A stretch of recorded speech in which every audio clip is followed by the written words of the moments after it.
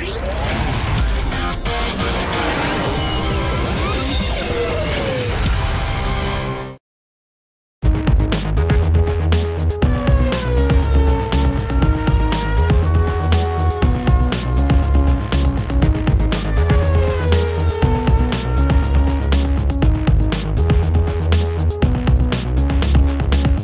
a time for reflection for the Scuderia Ferrari.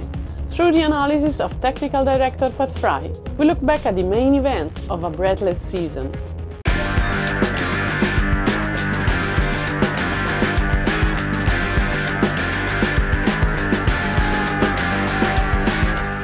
The first test in Jerez was a shock, or you were expecting those difficulties? I mean, I think the relative performance of everyone else is always, yeah, you're always hoping for a reasonable performance. It's always a shock when you haven't got there. We were expecting some challenges with the exhaust system, and we had various combinations prepared, but we weren't expecting the bigger problems as we had. But in those days, did you have the feeling that we could have had a chance to fight until the very end? I think we realised very early on what the problems were. So being able to focus on those and just try and get those sorted, you know, you never give up, you've always got to keep on trying. And yeah, it's, you know, the position in February, we were never going to fix a car by the first race, but we knew what we had to concentrate on, and obviously we made some reasonable improvements by the time we got back to Europe. So Melbourne was not an unexpected result in terms of gap of performance. I think that obviously it wasn't. We weren't starting where we were hoping to be. You know, we did the best to recover from the issues we had with the very first run with the launch car. And I suppose, you know, from the launch car to where we were in Melbourne is what you'd expect. We were just, you know, it was just disappointing that the launch car performance was down so far. Spain, you mentioned the comeback in Europe was a sort of a turning point, not only in terms of result, but also in terms of performance.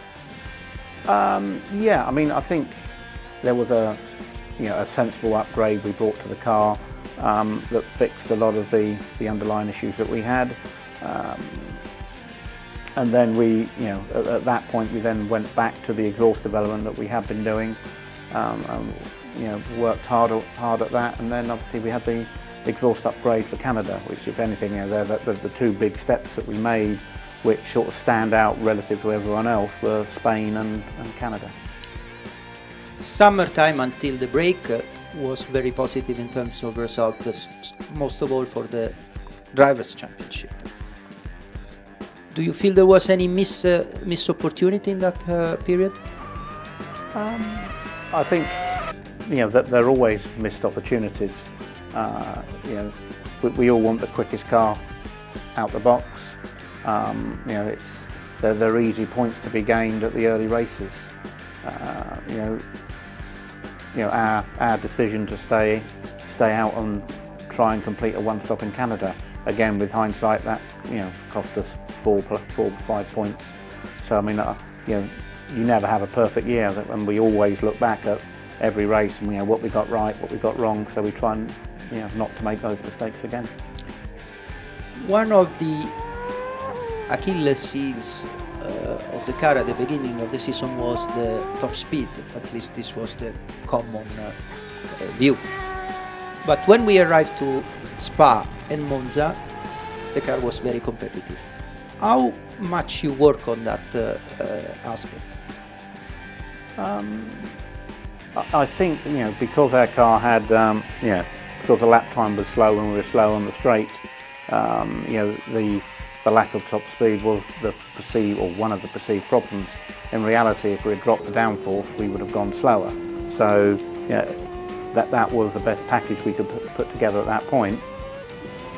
You know, that's where the car was quickest. So we obviously worked on increasing the downforce, you know, reducing the drag. Yeah, Spa and Monza are, if you like, two extreme races, really, which stand out from the bulk of others are a lot higher downforce. So our performance there, and we developed the front wing especially for those two races. There was some drag saving from that, but it's not a it's not black and white that we were slow and then we were quick. It's that's just the best we had with the package at the time. Last 7 races of the season were outside Europe, so a lot of pressure in terms of development, not only from the pure performance point of view, but also from the production point of view, and so on. There were a lot of talks about the rate of development, why certain development didn't work and other yes. So what is your general evaluation of that last part of the season in terms of performance? I mean, if you look at our performance or rate of performance development through the year, we had a very strong development from February through to July. After that, we certainly struggled to find the performance in the wind tunnel, so we were bringing less to the track.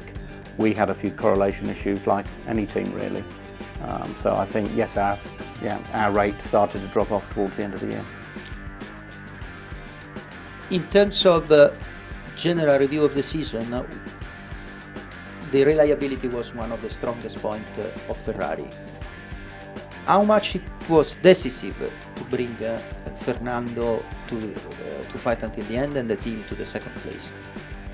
I mean, for a successful championship campaign, you don't need just one thing. Yes, you need a quick car, but you need a quick driver, a consistent driver, a car that doesn't break. You need to have the best average pit stops and the best strategy. So it's quite clear that I would say that 2 of the 20 races we might have had the quickest car. But the others, we were definitely down on some of the others. But with that, I think the team as such has done a great job to even get to where we are at second in both championships. I mean, I think Fernando has been on the podium, I think it's 13 times. When you were a child, you finished your school year, you received your marks. Think about you are playing the role of the head of the children in your school year in Formula 1. What mark would you expect? I think you'd mark different areas differently, to be honest. In terms of reliability, pit stops, strategy side of things, we're going to be a 9 out of 10, I would have thought, in terms of car performance. We're obviously still lacking at the end of the year to our 2 main rivals, so that has to be marked down. I'm never going to be happy until we've got the quickest car, qualify first and second and finish first and second. So we need to keep on pushing as hard as we can to get us to that point. The end of the sporting season was celebrated with a now traditional date with the Finali Mondiali in Valencia. Via Pictures and War, we relived the event that reunited all Ferrari racing stars with clients and fans.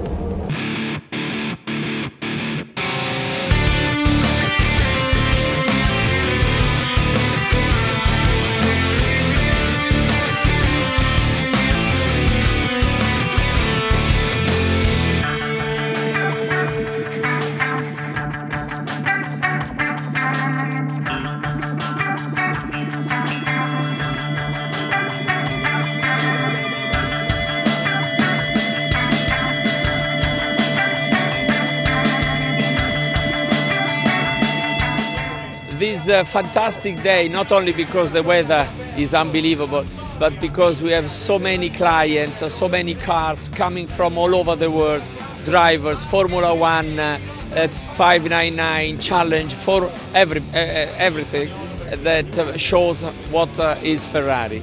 Because I'm really proud to welcome here in Spain a lot of clients and competitions, and the possibility to say thank to our Formula 1 drivers, to the drivers that has won Le Mans 24 hours with the 458 GT. so unbelievable day, but this means what is Ferrari. When you don't win or you lose a championship at the last race for 3 points, you always have regrets. But I'm proud of the team. I'm proud because we have been protagonisti for the entire season. At the last race we've got 2 drivers on the podium. Fernando Alonso made an unbelievable, fantastic season, the best of his career. And Felipe Massa has finished the championship very strong, and so this is a good news for next year. I think Ferrari has been the best in terms of reliability, perfect the strategy at the pits and the pit stop, and very good starts. We need only a car for next year that put our drivers in condition to start more in front, and this is what I've asked to my people to do for the entire season. Having said that, I'm pleased to see a Ferrari at that position, and we will do our best to win next year, because I want to win.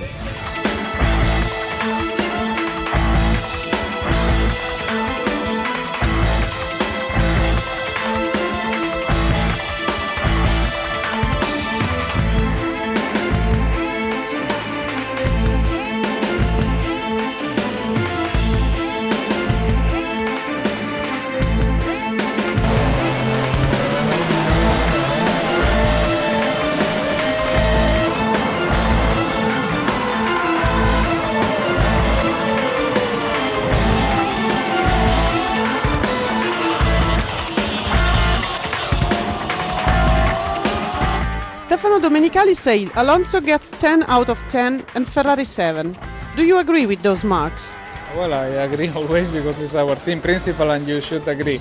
No, I think it was a very stressful season for all of us. It was a fantastic determination, fantastic commitment from everybody in the team to reach our goals. At the end, we were very close to win the World Championship, but we fight until the end, and we give the best of us in every single race, and we have to be proud, we have to be happy for the achievement and for the results we had, and thinking in next year to improve a little bit more. The most emotional moment of the year maybe was here in Valencia. How special is it to be able to drive a Formula 1 car in front of your home fans? It was fantastic. I think winning the home Grand Prix is a very unique experience, and if you win it starting also at the back, and unexpected win, let's say, it was even more emotional. So by far was the best moment of the season, winning in Valencia, and hopefully we can repeat these home wins in next year.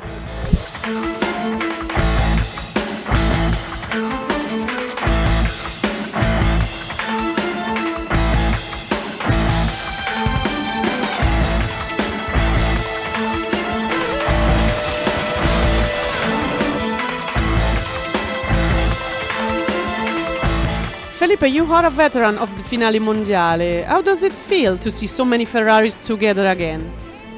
I think it's always fantastic, I mean, to see whatever kind of Ferrari, you know. Even I remember when I was a kid and I see a Ferrari in front of me, it was like a dream come true, you know. I was saying, this is a Ferrari, I cannot believe it, you know. And I think now, I mean, whatever Ferrari you see, I mean, even if it's working, you know, with Ferrari, and we know all of them, you know, by driving. So every car you see is always a fantastic feeling, you know. So whatever year you see, this one is a Ferrari that we raced in 2009, and you see outside is a car, you know, a challenging Ferrari, road Ferrari. So whatever car you see is always a great feeling. So you never get tired, because it's a dream car. You finished the season on a real up.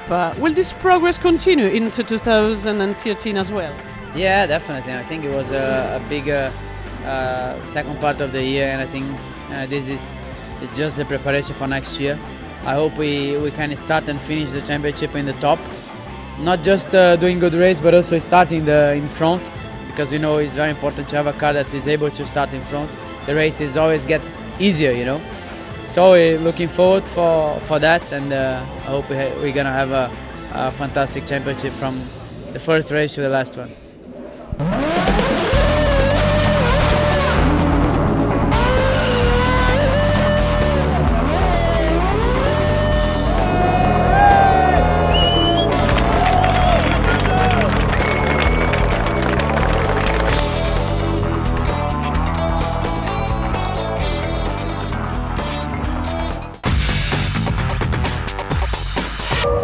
new appointment with the alphabet of Formula One, Maranello's engineers explained the meanings of words flow vis, Visor, yellow flag and Cylon.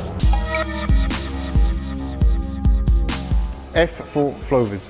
Flow vis is a term we use to generally try and understand where the flow is going and what the direction is and the properties of the flow on the surface of components like front wings, rear wings, or generally anywhere on the car. It is very useful for us to understand if there's a problem, and even if there isn't a problem, to understand how what we see on track corresponds to what we see in the tunnel or in the CFD predictions. It's done very simply by applying a liquid which has a certain powder which dries off when the car is running, and hence it leaves a trace of where the air is going on the surface of the component. So not only do we see the direction, but also by looking very closely we can understand the type of flow, how it's attached on the surface, and it's very important for us. And it's just another element, together with all the other elements like the load measurements and the driver feedback and the lap times, of assessing how good a development that we bring to the track really is. In Formula One we've got two different definitions for the visor. One is the visor which is fitted in front of the chassis, which protects the driver, and the other one is the one which is fitted on the helmet. The visor on the chassis is used to avoid that the air can go directly on the helmet on the driver, creating some turbulence on it. So we put this device in front of the cockpit opening, which helps the air to jump just over the head of the driver. We typically use two different shapes of visors, one which is completely flat like this, and the other one which is done more like a ramp, which is completely different in the aero shape. We fit this kind of visor depending from the height of the head of the driver inside the cockpit. As you can imagine, through this flat visor the driver can easily watch through it. With this, while there is a curvature, it's very difficult to watch through. So if the head of the driver is quite high, we can fit this kind of visor, which aerodynamically is a lot better. In the case that the head of the driver is lower, as in the example for Felipe, the visor is flat, so he can watch through the visor. The visor on the helmet, the first big difference from the normal visor we are used to see on a normal motorbike helmet is the thickness. It's more or less 3 mm thick, 2.5 mm. And this is obviously to avoid that in case that something hit the visor can create any problem to the driver, as Formula One goes very, very fast. Then we've got typically three different options of color of the visor. One is the dark, which is this one fitted on the helmet. Then there is a medium visor like this, and the clear one. Obviously we fit the one which suits better the atmospherical conditions and the condition of lights we have got. Obviously in a race like Singapore, which is during the night time, we use a clear visor. When there is sunshine, like in Abu Dhabi or in Bahrain, we use the dark visor. Another big difference from normal helmet visor is the system of fixing. It's a very strong system which obviously must avoid that accidentally the visor can be opened during the running.